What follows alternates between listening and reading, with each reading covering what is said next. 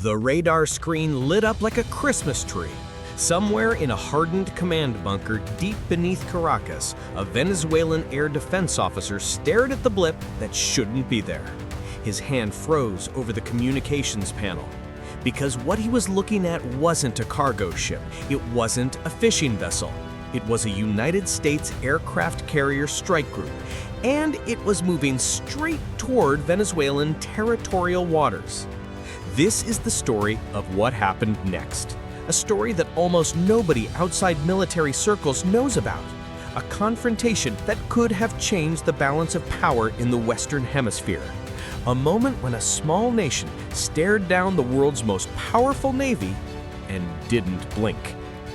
But before we get to the Intercept, you need to understand something. The Caribbean isn't just about beaches and cruise ships. It's a strategic choke point.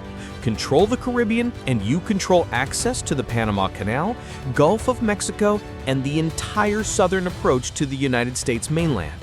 For decades, these waters have been America's backyard, unchallenged, undisputed, until recently. Venezuela sits at the northern edge of South America, commanding access to critical shipping lanes and holding some of the world's largest proven oil reserves. The country's geographical position makes it a natural gatekeeper for regional maritime traffic. For years, tensions between Washington and Caracas have simmered beneath the surface. Economic sanctions, political rhetoric, diplomatic expulsions, frozen assets, UN speeches. But military confrontation? That was always the line nobody wanted to cross, the line that separated difficult relations from actual warfare. Until that morning, when an American carrier battle group decided to conduct what the Pentagon called a routine freedom of navigation operation. The Venezuelans saw it differently. They saw a nuclear-powered supercarrier displacing over 100,000 tons, carrying more than 70 aircraft, and escorted by guided missile destroyers and cruisers, positioning itself within striking distance of their coast. They saw a floating airbase with more combat power than most nations' entire militaries. They saw a message being sent, a show of force designed to intimidate. And they decided to send one right back. The detection came early. Venezuela's integrated air defense network, built around Russian-supplied radar systems, picked up the carrier group while it was still far offshore. The massive electromagnetic signature of a carrier strike group is impossible to hide. Those ships broadcast their presence across every frequency. Long-range surveillance radars painted the formation in detail. Size, composition, speed, heading, everything the Venezuelan military needed to know. In the command center, officers gathered around tactical displays. Phone calls were made, secure lines to the presidential palace, brief consultations, but the decision came quickly. This wasn't a moment for lengthy deliberation or political debate. The call came down from the highest levels of Venezuelan command. No hesitation, no equivocation, just a direct order to the fighter squadrons at El Libertador Air Base. Scramble, intercept, show strength, make them understand we're serious. Within 90 seconds, the flight line exploded into controlled chaos. Alarm klaxons wailed across the base. Ground crews sprinted across the tarmac in organized teams. Fuel lines disconnected, weapon safety pins pulled and pocketed, chocks yanked from landing gear. Pre-flight inspections compressed into rapid visual checks, and then the sound. That unmistakable roar of Russian-built AL-31F turbofan engines spooling up to full military power. The Sukhoi Su-30MK2 flanker is not a subtle aircraft. When its twin engines light off, you don't just hear it, you feel it in your chest. The air itself seems to vibrate with raw kinetic energy. 4 Sukhois rolled on to the active runway in rapid succession. Their sweat wings flexed slightly under the weight of live ordnance. These weren't training missiles with inert warheads. These weren't practice rounds. Each aircraft carried a full combat load. R-77 medium-range air-to-air missiles hung from underwing pylons, active radar homing, fire and forget capability, effective range over 50 miles. R-33 short-range infrared missiles for close-in dogfighting, capable of off-board sight targeting with helmet-mounted sights, and mounted under the center line of 2 aircraft, the KH-31A anti-ship missile. Supersonic, sea-skimming, designed specifically to punch through the layered defenses of modern warships, designed to kill carriers. The lead pilot, call sign unknown, advanced the throttles forward smoothly. The afterburners kicked in with a sharp bang. Twin cones of blue flame shot backward 20 feet as the fighter accelerated down the runway. The noise was deafening even through the cockpit canopy. At rotation speed, the pilot pulled back on the stick. The nose lifted. Main geared left the concrete. Rotate, gear up, climbing fast into the Caribbean sky at a steep angle. 3 more flankers followed in tight succession, each one trailing thunder. Formation established within minutes. Course set toward the intruders. Target acquired on data link from ground radar. They weren't alone up there. High above the Caribbean, an American E-2D Advanced Hawkeye early warning aircraft orbited in lazy circles, its massive rotating radome tracking every aircraft within 300 miles. The Hawkeye is the eyes and ears of the carrier battle group. Nothing flies in the region without it knowing. The moment those Su-30s went wheels up from El Libertador, the Hawkeye's crew knew about it. Radar operators watched the contacts climb and accelerate. Data streamed instantly to the Carrier Air Operations Center via secure tactical data link. Threat assessment updated in real time. 4 fast movers, Venezuelan origin, armed, inbound. On board the carrier, the atmosphere changed immediately. The casual rhythm of a routine patrol vanished in seconds. Alert fighters were repositioned on deck catapults. Steam pressure verified on all 4 launch systems. FA-18 Super Hornet pilots scrambled to their aircraft, helmets in hand, running pre-flight checks while still climbing into cockpits. Flight deck crews in colored jerseys moved with practiced urgency. The carrier's Aegis cruiser escorts activated their SPY-1 phased array radar systems to full combat mode, bathing the sky in electromagnetic energy. Fire control channels opened. Missiles loaded into vertical launch cells came online. Every weapon system on that strike group went from standby to ready, from peacetime posture to combat readiness. Because here's the thing most people don't understand about naval aviation. A carrier is powerful, yes, incredibly powerful, but it's also vulnerable. Despite all the talk about layered defenses and electronic warfare suites and networked combat systems, a determined enemy with modern anti-ship missiles can do serious damage. Terminal velocity weapons coming in at wave comp height give defensive systems only seconds to react, and the Venezuelans had those missiles. The Americans knew it. The Venezuelans knew the Americans knew it. And that mutual understanding changed the entire dynamic of this confrontation. Both sides were playing with real weapons, real consequences. The Su-30s climbed through 20,000 feet and leveled off. They were flying fast now. Not quite supersonic, but close. Mach 0.95. The lead pilot checked his tactical display. The American formation was exactly where intelligence said it would be. A carrier at the center, escorts in defensive positions around it in a circular screen. Combat air patrol somewhere overhead. Standard doctrine, textbook formation. But doctrine doesn't always account for someone willing to push boundaries, someone willing to accept risk. Venezuelan air traffic control had been monitoring international frequencies. They knew the Americans were tracking them on radar. They could hear the encrypted burst transmissions between American aircraft and ships. So they made the first move. The transmission went out clear and direct on the International Guard frequency. Professional tone, firm but controlled. No ambiguity.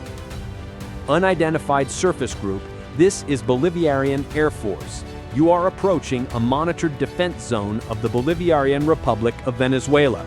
State your intentions and alter course immediately. For several seconds, nothing.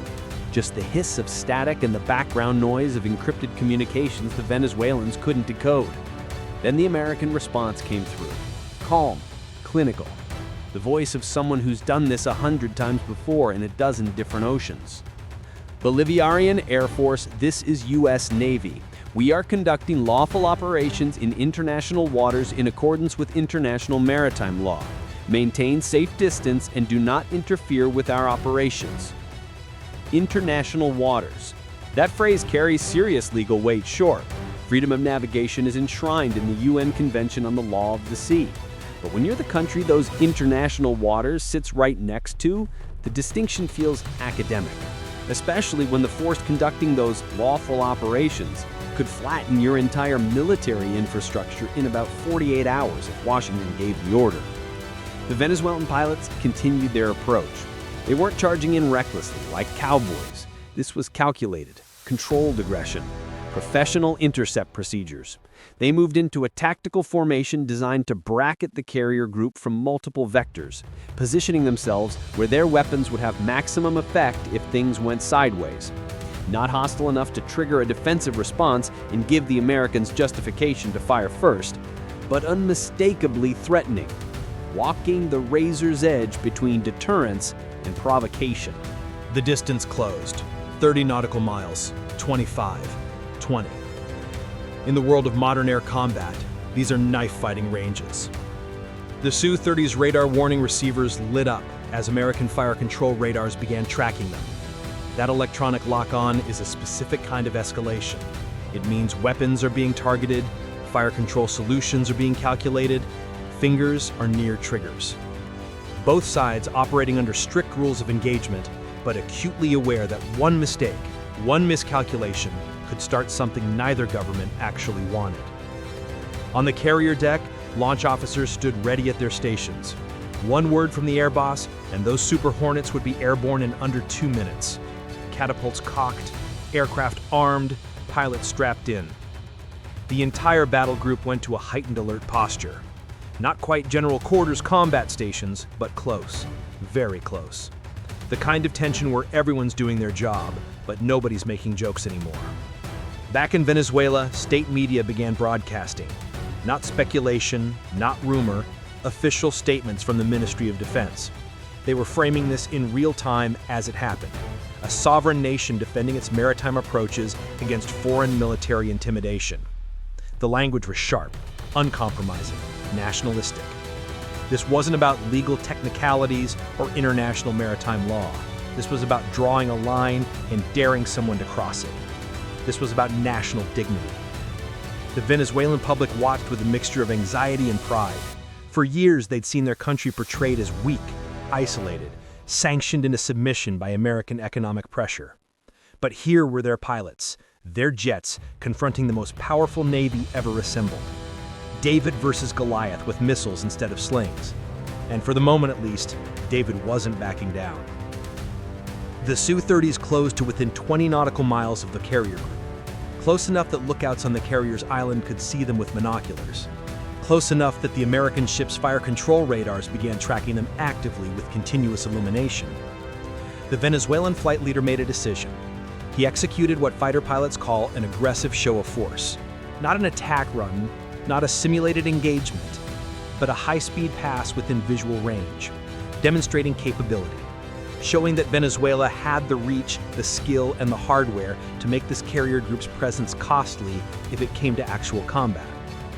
The lead Su-30 rolled inverted and pulled through into a descending turn. Afterburners lit. The fighter accelerated rapidly towards supersonic speed. From the carrier's bridge, American officers watched through binoculars as the flankers screamed past at low altitude, afterburners glowing like twin suns. The wingmen followed seconds later, then the third, the fourth. A carefully choreographed demonstration. The message was received, loud and clear. This wasn't some third world air force flying outdated equipment on a shoestring budget. These were modern fighters, competently flown by trained pilots, carrying weapons that could absolutely threaten surface ships, weapons that could kill sailors. And then something shifted. The carrier group's course began to change. Not dramatically, not a full retreat with the battle group turning tail and running, but a gradual adjustment visible on the Venezuelan radar scopes, moving away from the most sensitive zones, creating separation, de-escalating through action rather than words. The Americans weren't leaving the region entirely, but they were giving ground, creating distance, reducing the threat profile. The Venezuelan pilots maintained their patrol pattern for another 20 minutes, watching, waiting. making sure the Americans understood this wasn't a bluff or posturing. Eventually, with fuel states dropping, they received the order to return to base. Mission accomplished. No shots fired, no casualties, no international incident requiring emergency UN Security Council meetings, but a message delivered that resonated far beyond the Caribbean. As the Su-30s descended toward El Libertador, their pilots knew they'd just participated in something significant, something that would be classified and analyzed in military academies for years to come. They'd stood up to the most powerful military on Earth. They hadn't backed down. They hadn't flinched. And remarkably, they hadn't started a war. Just professional airmen on both sides doing dangerous work with high consequences. The aftermath was telling. American officials said nothing publicly. No press releases, no diplomatic protests lodged through official channels. Just silence. The carrier group continued its patrol, but in different waters, along different routes, farther from Venezuelan maritime claims. Venezuelan government declared victory. State television showed footage of the Su-30s launching and returning. The Minister of Defense gave speeches about sovereignty and national dignity.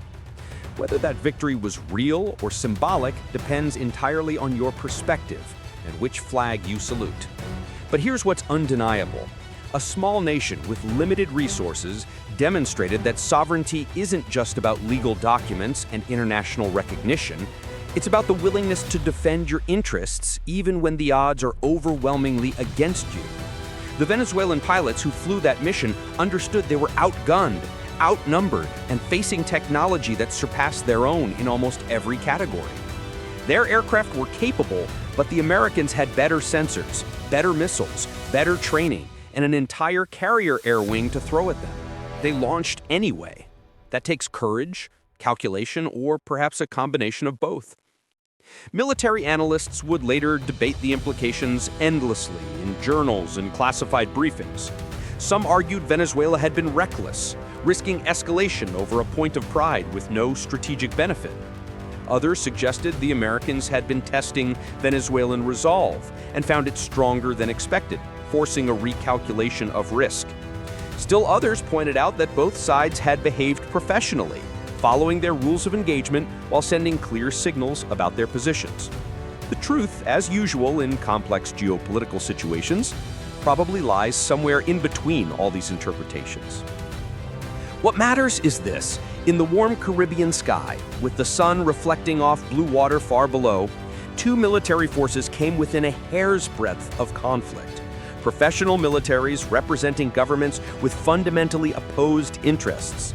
And through a combination of professionalism, calculation, training, and perhaps luck, both sides walked away.